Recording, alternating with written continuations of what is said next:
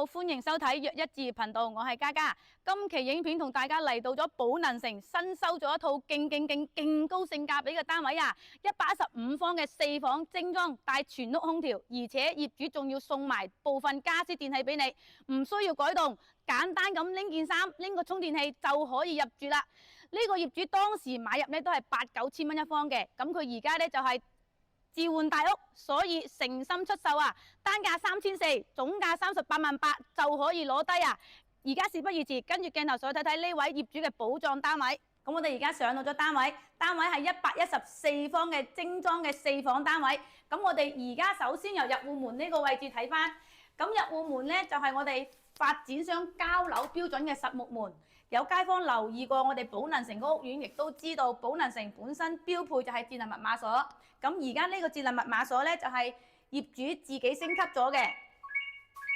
好啦，睇翻右手邊嘅位置，第一個客房，呢個客房係我哋4間房最細嘅客房，可以俾我哋做雜物間或者係工人房都係冇問題嘅。而家業主呢，就係簡單咁搭配咗一張沙發床同埋一個可移動嘅衣櫃，亦都有我哋夏天必不可少嘅空調嘅。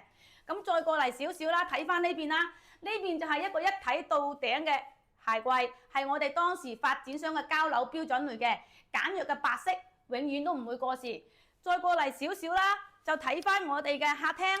咁我哋嘅客廳開間大概去到3.8米左右嘅，而家睇到雖然今日陰天，但係採光都係非常之充足嘅。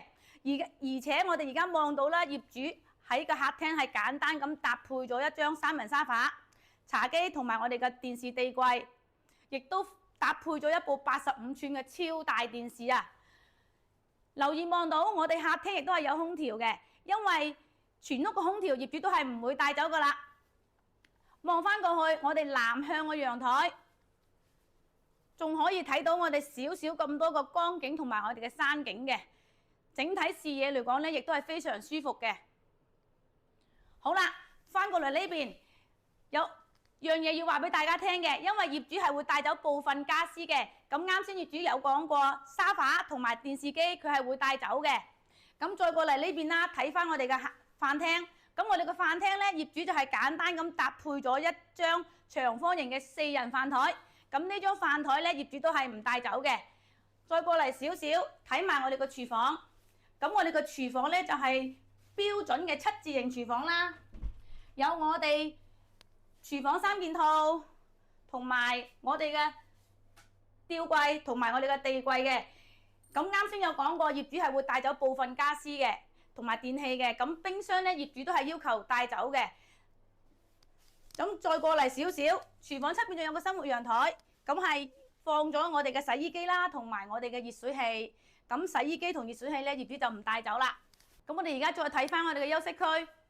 咁我哋休息區首先睇翻第二個客房。咁我哋第二個客房咧，業主亦都係搭配咗一個可移動嘅衣櫃，仲有入嚟少少呢度咧係配置咗部電視機嘅。呢個位佢係搭配咗一張1.5米嘅雙人床，咁床呢業主就講話咗唔帶走，包括衣櫃都係唔帶走嘅。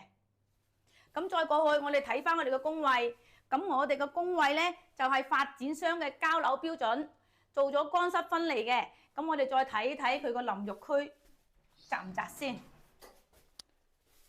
都 OK 嘅，唔算話好窄，轉個身唔會撞手。咁我哋再翻過去睇翻我哋第3間客房。咁我哋第3間客房呢，業主亦都係配咗一個可移動嘅衣櫃同埋一張1.5米嘅雙人床嘅。咁整體全屋嚟講嘅話呢，床同埋衣櫃業主都係唔帶走噶啦。